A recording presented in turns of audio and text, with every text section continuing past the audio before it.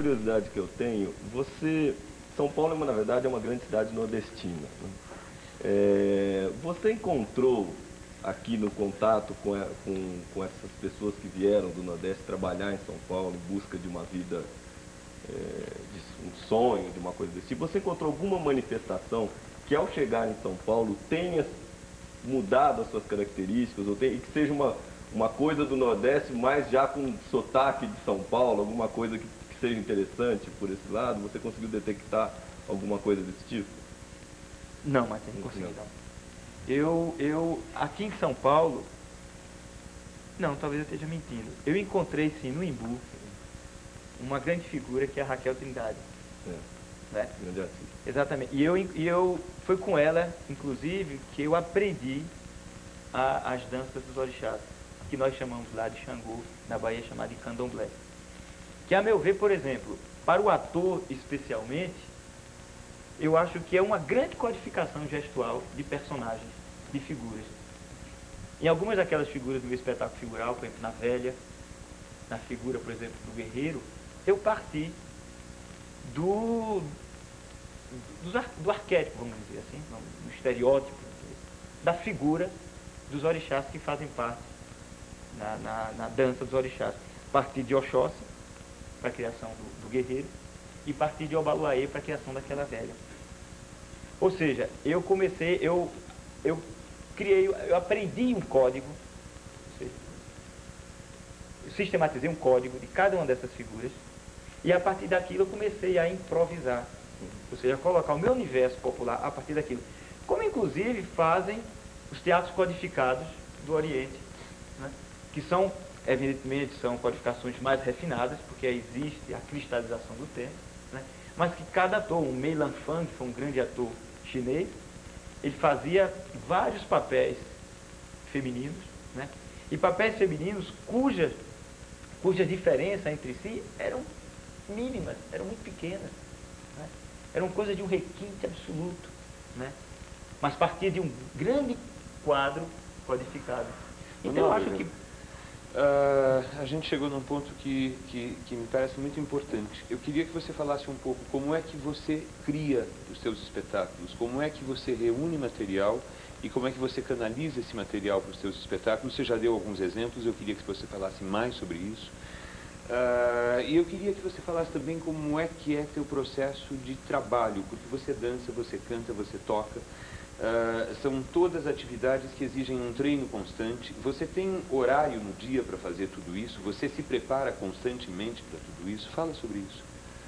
Eu tenho uma disciplina muito rigorosa comigo. A sorte é que eu nasci com essa propensão. Então, para mim, não é difícil ser disciplinado. Seria difícil se eu não tivesse a inclinação para isso. Porque, além do mais, você lê muito e você vai a teatro, vê espetáculos de outras pessoas. Você não é daquele tipo de artista que só vê o teu próprio espetáculo. Naturalmente, por tudo isso eu tenho que... Eu gostaria de ler mais. Eu me ressinto muito. Eu acho que minha formação não é sólida, não. Eu gostaria de ter uma formação mais rica. Ninguém só. Mas enfim, eu gostaria que a minha fosse mais. Pois bem, por bem. Então eu tenho necessariamente uma disciplina muito rigorosa. E não só isso, eu tenho um universo de vida já pautado por isso. Eu divido minha vida em duas contingências. Quando eu vivo em época de apresentação, eu procuro falar menos, né, dormir mais cedo. Até mesmo no meu dia a dia, com minha mulher e com meus filhos, tá entendendo? Eu tenho uma vida em que eu não me exponho muito. Quando eu não tenho, eu quase que viro outra pessoa. Quer dizer, eu, por exemplo, essa semana retrasada, eu tive 6 espetáculos, um atrás do outro. Então, que exige muito da voz. Então, eu não posso estar falando o tempo todo. Então, aqui no meu dia a dia, torna-se até chato para as pessoas que estão. Uma vez eu vim, às vezes eu pego num táxi, né? Coisa mais incômoda do mundo. Aí eu pego o motorista conversando comigo, eu já não podia falar mais, né? E o motorista querendo conversar. E eu doido para conversar com o homem, né? Uma atitude muito ingentil, né? Muito incortês da minha parte. E aquela pessoa então pensa que eu sou um chato, não é que eu sou, né? Mas enfim, eu tenho de enfrentar isso, quer dizer, em função mesmo do que eu abracei. Pois bem, mas eu tenho então uma disciplina muito rigorosa, que às vezes obedece a certas injunções momentâneas. Por exemplo, nesse momento eu ando estudando muito violino. né?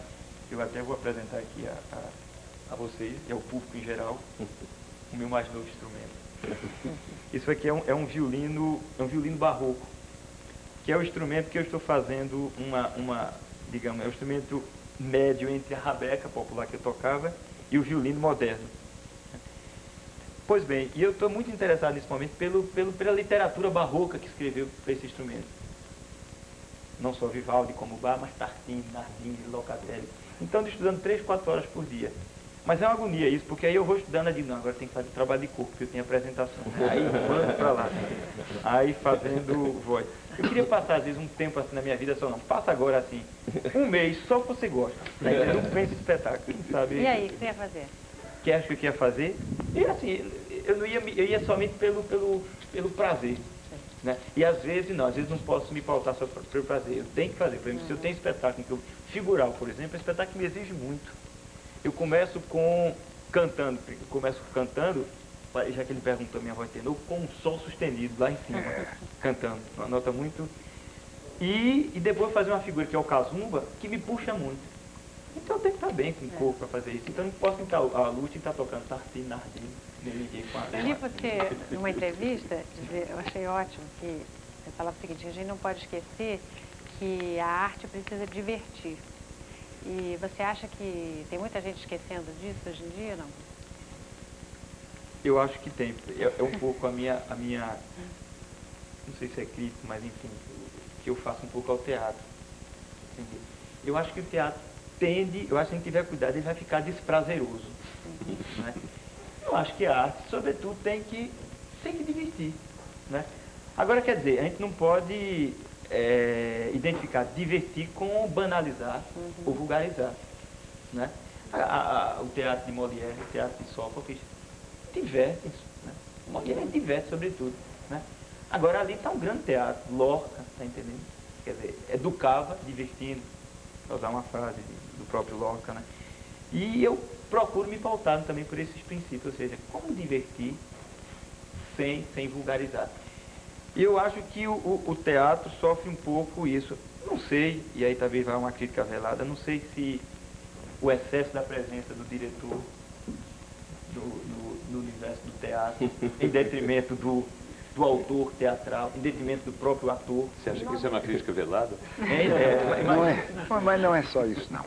É porque o jovem ator, ele fica deslumbrado por todas as teorias cerebrais, intelectuais a respeito da arte de interpretar e escolhe, em geral, autores que só têm alguma coisa para dizer para o limitadíssimo número de pessoas que se interessam especificamente por aqueles problemas.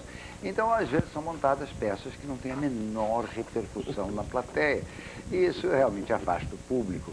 Agora, eu estou de acordo com o Brecht. A função primordial do teatro é divertir, o que não significa só dar risada, não é? Você emocionando a pessoa, você mesmo falando ao seu intelecto com um determinado tipo de inteligência, você diverte a plateia, não é? Você interessa a plateia. Divertir no sentido de interessar a plateia. Então, quer dizer, o ator tem sorte quando ele escolhe justamente o tipo de espetáculo, o tipo de diretor que tem essa compreensão, que quer fazer um espetáculo que atinja a plateia, que interesse a plateia. Eu acho que essa não só a função primordial do teatro, como é também o insight que o ator, o empresário tem que ter na escolha de elenco, de texto e de diretor. Ultimamente eu vi eu vi o espetáculo com o Luiz Melo, Sonata Kreutzer. É um ator em cena, com a luz única, com um texto tirado de um romance, e um romance até pesado, né? Um romance trágico, Tolstói, né? Ou seja, tem todos os ingredientes para ser chato, né? No entanto, não sei, eu fui ver... Interessantíssimo. Prazerosíssimo, tá entendendo? O que é? É um bom ator contando uma boa história. Eu acho que o teatro talvez se resuma a isso. Uma boa história sendo bem contada, né? E talvez a falta disso também, quer dizer, o uso excessivo da luz, o uso excessivo da cenografia, para mim tudo isso desfoca o teatro. É como se sujasse o teatro. Não, porque agora, já que você falou no teatro do autor, né, você falou também a figura do diretor, até segundo as histórias, você sempre tinha um diretor, né, uma pessoa assinando ali. mesmo que a concepção fosse completamente sua. A partir de então, você assumiu essa ideia que foi sendo maturada aos pouquinhos. É irreversível? Quer dizer, a partir de agora você assina essa direção sempre? Eu sempre fui um diretor, eu sempre me faltou coragem. Nos meus primeiros espetáculos eu era diretor, Maracatu. Se bem que eu não acho que, a palavra ideal não seria diretor, porque não sei, encenador eu acho uma palavra mais adequada. Né? Mas é importante, eu fui encenador da Bandeiro Divino, do Maracatu Misterioso, mas depois até por uma opinião do Yakov Sarkovsky, meu produtor, ele achava que eu devia trabalhar em parceria com um diretor. Eu acho que foi muito bem-vindo o conselho dele, então fiz com o Romero, o Brincante, com o Francisco Chiquinho Medeiros, o Reino Meu Dia, né? Mas depois eu vi, porque também essa parceria, como eu sou criador dos meus trabalhos teatrais, às vezes tem um momento que fica meio difícil, né? No seu caso, nasce tudo junto, texto, interpretação, maneira de fazer. Não, se bem que o texto, por exemplo, os próprios textos são ideias que eu tenho e que o Braulio Tavares, na própria terminologia dele, ele psicografa. Ele psicografa, né, os textos e, pois bem, é uma parceria que tem dado muito certo. Pois bem, mas eu vi também que, mesmo com a experiência com esses diretores, eu vi que eu já podia tomar conta do que eu faço. E depois o seguinte, eu estou caminhando mais para um trabalho de síntese a partir da música. Na pancada do Ganzá, para mim, é um divisor de águas muito forte. Né? As pessoas me perguntam muito se eu volto a apresentar Brincando Segundo as Histórias, e eu não sei se eu não vou diluir Brincando Segundo as Histórias nos meus próprios espetáculos musicais. Né? É a forma que eu me sinto mais à vontade de fazer. Né? Respondi essa e mais alguma coisa.